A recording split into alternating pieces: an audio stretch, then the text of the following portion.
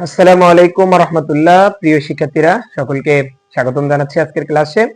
আমি Latifur Rahman elite teaching পয়েন্টে তোমাদের সকলকে স্বাগতম। আজকে আমি আলোচনা করব এমসিকিউ সিরিজের টাইপ ভিত্তিক এমসিকিউ সলভ 2018 থেকে 2025 এর যত এমসিকিউ এসেছিল। আর এসএসসি কেমিস্ট্রির সবচেয়ে গুরুত্বপূর্ণ একটি অধ্যায় হচ্ছে খনিজ সম্পদ জীবাশ্ম, অর্থাৎ তোমরা যে অধ্যায়টাকে জৈব যৌগ হিসেবে জানো। তো এই অধ্যায়ের স্টুডেন্ট যারা এসএসসি, আমি পার্সোনালি অনেক স্টুডেন্টকে দেখেছি যারা এই অধ্যায়টাকে অনেক ভয় পায়, সিকিউ এর অ্যান্সার তারা দিতে চায় না, এমসিকিউ দেখলে ভয় পায়। তো আমি আশা করি তোমরা আমার এই আজকের প্রথম ক্লাস থেকে শুরু হলো এবং এই চ্যাপ্টারের যতগুলা টাইপ আছে সবগুলা টাইপের এমসিকিউ আমি ইনশাল্লাহ তোমাদেরকে একবারে প্লেলিস্ট আকারে দিয়ে দিব ইনশাল্লাহ, সলভ করে প্রত্যেকটা এমসিকিউ বুঝে বুঝে। এবং তোমরা যদি এই ক্লাসগুলো দেখো, আশা করা যায় এই অধ্যায়ের যতগুলো এমসিকিউ পরীক্ষায় আসবে তুমি সবগুলো এমসিকিউ সুন্দরভাবে আনসার করতে পারবা ইনশাল্লাহ। তো চলো আজকের ক্লাস শুরু করি।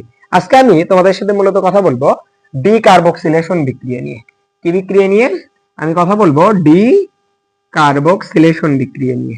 ডি কার্বক্সিলেশন বিক্রিয়া, এই ডি কার্বক্সিলেশন বিক্রিয়া, এই বিক্রিয়ায় মূলত ফর্মুলাটা হচ্ছে যে RCOONA প্লাস NaOH, উপরে থাকবে ক্যালসিয়াম অক্সাইড আর এখানে অ্যালকেন তৈরি করবে, প্লাস উৎপাদে তুমি সোডিয়াম কার্বনেট পাবা সবসময়।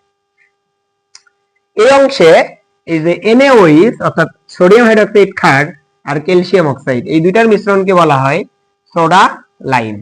অর্থাৎ ডিকার্বক্সিলেশন বিক্রিয়ার মধ্যে সোডা লাইম থাকে। ডিকার্বক্সিলেশন বিক্রিয়া কি থাকে? ডিকার্বক্সিলেশন বিক্রিয়ায় সোডা লাইম থাকে। তাহলে তুমি কিভাবে বুঝবে এটা ডিকার্বক্সিলেশন বিক্রিয়া? যখন তুমি দেখবা সোডিয়াম হাইড্রোক্সাইড এবং ক্যালসিয়াম অক্সাইড আছে, তখন তোমাকে বুঝতে হবে এটা ডিকার্বক্সিলেশন বিক্রিয়া।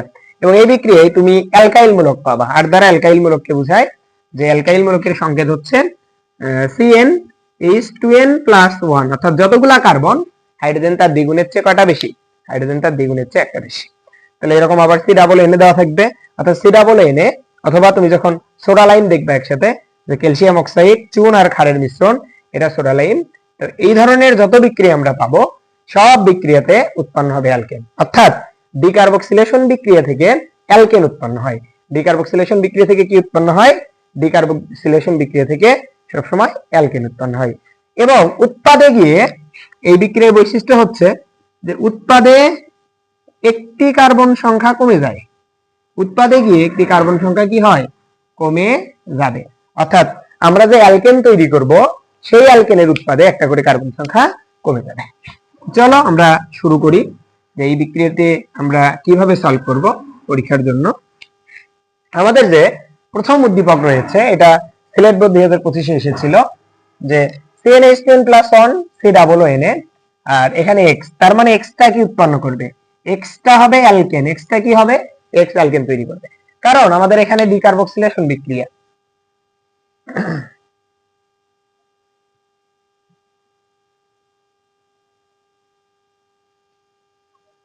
আর ডিকার্বক্সিলেশন বিক্রিয়ায় সব সময় কি উৎপন্ন হয়?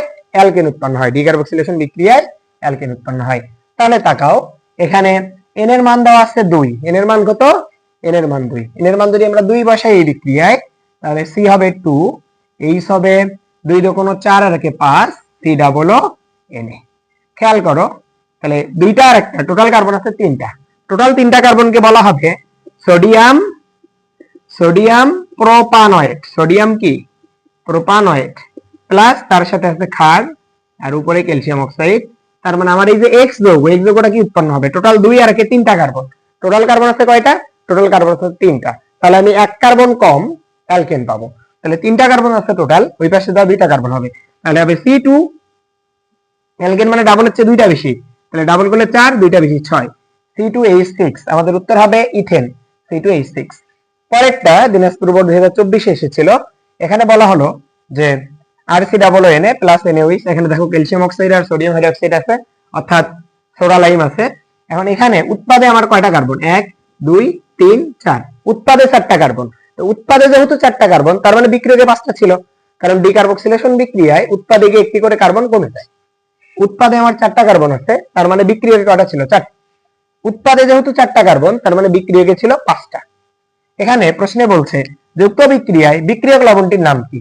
অর্থাৎ এই যে RCOONA, আবার একটা অংশ আছে n এর মান দিয়ে রাখছে 4, তাহলে n এর মান যদি তুমি 4 বসাও তাহলে r এর জায়গায় কত হবে? n এর মান যদি আমরা 4 বসাই, যেহেতু একটু কারেন্ট গিয়েছিল সুতরাং লাইটিং এর একটু প্রবলেম হতে পারে, তোমরা এটা সুন্দর দৃষ্টিতে দেখবা ইনশাআল্লাহ। তাহলে আমরা যদি এই বিক্রিয়া n এর ভ্যালুটা 4 বসাই তাহলে r এর এখানে কি বসবে? দেখো 2 নাম্বার MCQ এ, তাহলে n এর মান যদি আমরা 4 বসাই, c হবে 4, h কত? 4 2 18 কে 9, r মানে কি ডাবল চেক বেশি, c double O na plus NaOH, আর এখানে ক্যালসিয়াম অক্সাইড। অর্থাৎ আমার কার্বন আছে টোটাল কয়টা? 4টা, আর এখানে একটা 5টা। n এর মান যে 4, এটা তো r এর জন্য, আর r মানে কি বোঝায়? r মানে বোঝায় CnH2n প্লাস 1 ডাবল চেক বেশি।